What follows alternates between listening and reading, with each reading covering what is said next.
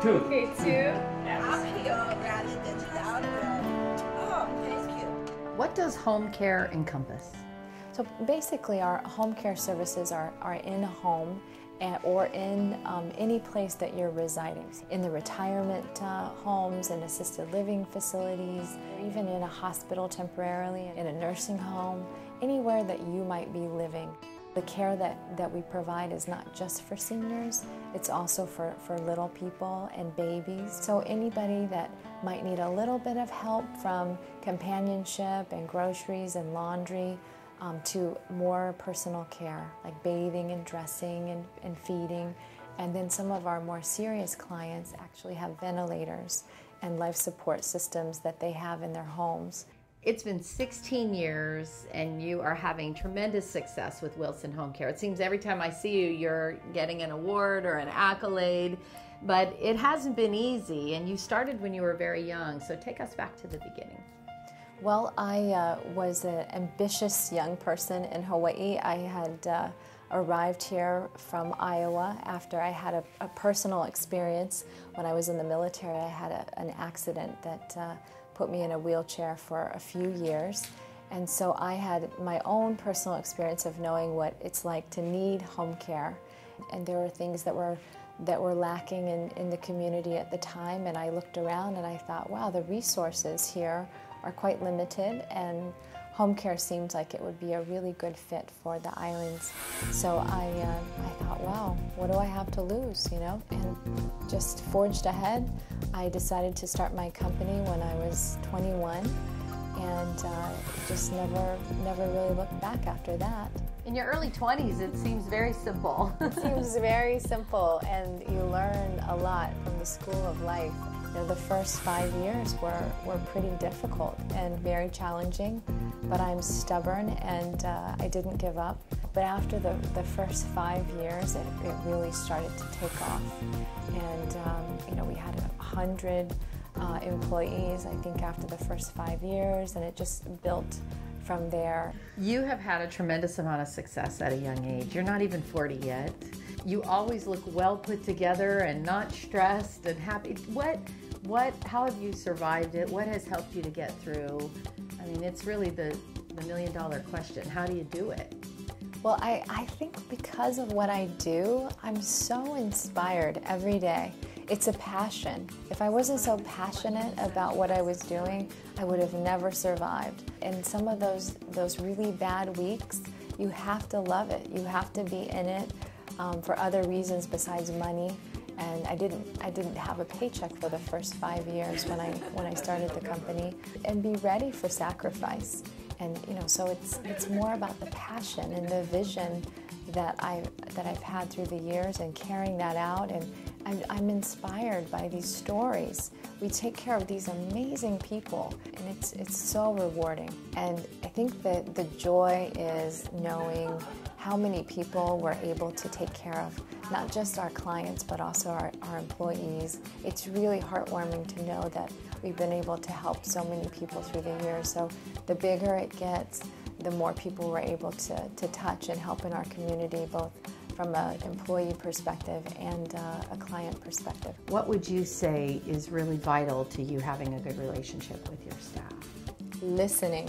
I have almost 500 women, and so listening is probably the #1 skill set that most people don't have. A lot of times people just want to vent. They want to feel important. They want you to hear them out, and just listening. As busy as everyone is, we have so many other fires to put out and places to be and places to run. You just have to block out the time and listen. And a lot of times people feel so much better after they've vented whatever their issue is. You've recently started a new venture. Tell us about that. So once again, I thought, well, how hard could it be? You know? Well, I'm just going to go build this beautiful home for seniors and build it the way that I would want to live and that I would want my family to live in. And something that doesn't look like a facility and something that doesn't look like a hospital but looks like a beautiful home. And so we did that. And 5 years later, here we are. There's a lot of talk right now in our state about how grossly underprepared our state is for our aging demographic. And of course, there are some fantastic facilities out there, but not everyone can afford it. So what do you see, what concerns do you have as our community ages? We have the fastest growing aging population in the nation, and a huge percentage of our population by 2013, I think it's 25%, will be over the age of 65.